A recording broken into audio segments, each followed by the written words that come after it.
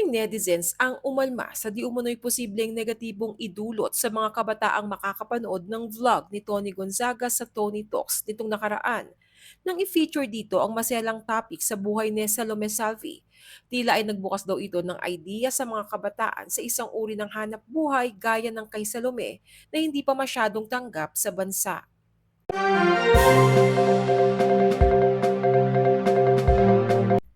Viral at mainit na pinag-usapan sa social media ang controversial interview ni Tony Gonzaga sa Viva Max actress at kilalang adult content creator na si Salome Salvi matapos itong ulanin ng batikos mula sa netizens.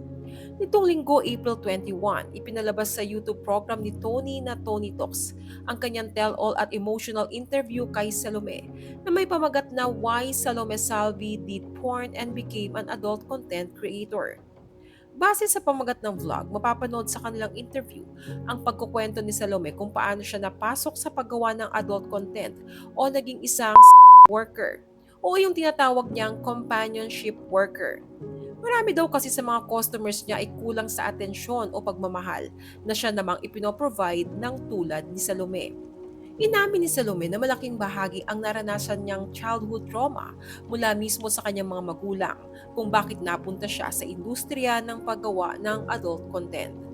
Habang lumalaki ay hindi raw niya kasi naramdaman ang aruga at pagmamahal sa kanyang mga magulang. Bagkus, madalas niyang maranasan mula sa parents niya at mga kamag-anak ang pamamahiya, pambabastos at panlalait, lalo na sa kanyang pisikal na itsura hanggang sa nahanap ni Salome ang love at validation sa paggawa ng mga adult content na hindi niya naramdaman mula sa kanyang pamilya. Kaya sa kabila ng pagkakaroon ng degree sa Fine Arts sa University of the Philippines, pinili ni Salome na pasukin ang industriya ng paggawa ng adult content. At sa kabila ng panghuhusga na natatanggap niya sa uri ng kanyang trabaho, iginiit ni Salome na masaya siya sa kanyang ginagawa at hindi niya nakikita ang sarili anytime soon o in the future na tumigil sa kanyang trabaho. Ako, personally, yun nga, masaya ako sa ginagawa ko eh. Malakas yung empathy ko, so I connect really well with my partners.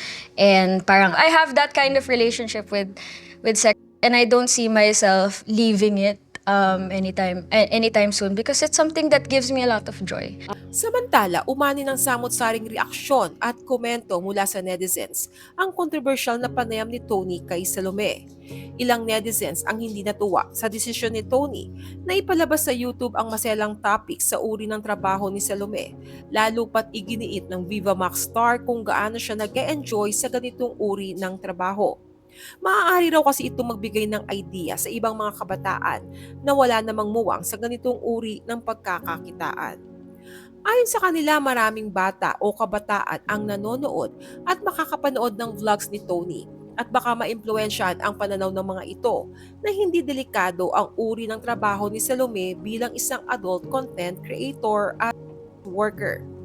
Pero sa kabila nito, marami ang pumuri kay Tony dahil binigyan niya ng pagkakataon ang mga tulad ni Salome na ibahagi ang kanilang kwento sa mundo.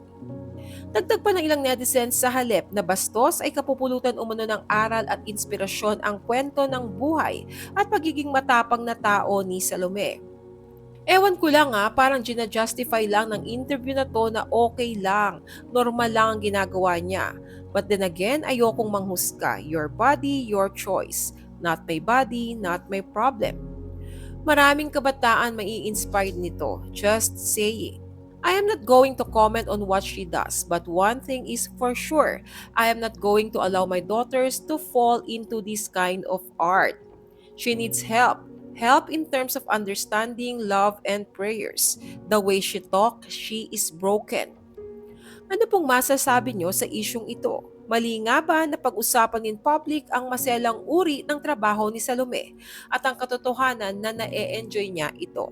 Share your thoughts below.